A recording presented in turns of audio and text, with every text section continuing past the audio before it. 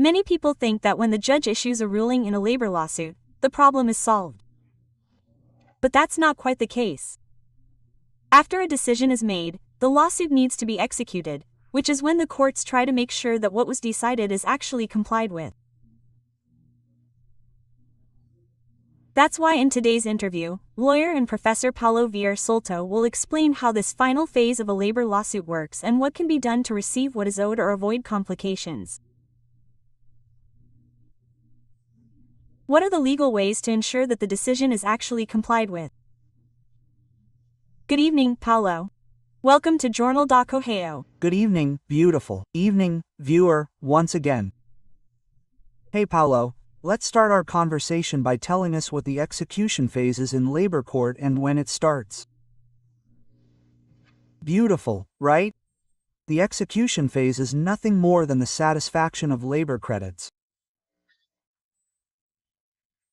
We often joke that it is often necessary to win and to take, because there is a risk that a worker may eventually win a lawsuit and not be able to enforce the decision. So when this is not paid voluntarily, this phase of compliance with the judgment or the execution phase is effectively the path taken by the courts so that the credit is effectively accepted by the employer. What should the employer do, Paulo, at the end of the process to avoid forced execution?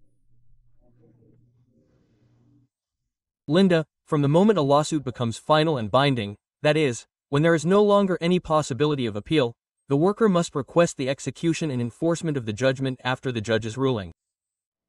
Unlike in common civil justice, the deadline for payment of labor is very short, only 48 hours.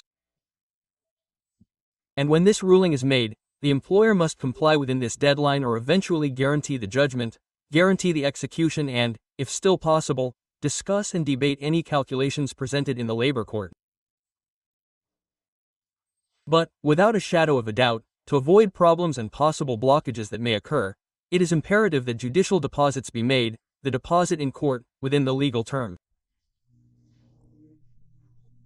Hey Paulo, and what should the worker do if, right, the employer does not pay after this ruling? What should the worker do?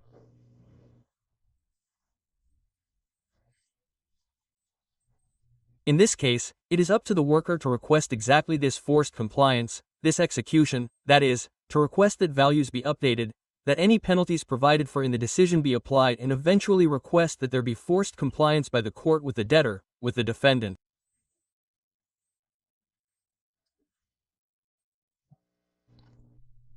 Now, what are the means that can suddenly be used to satisfy this labor credit?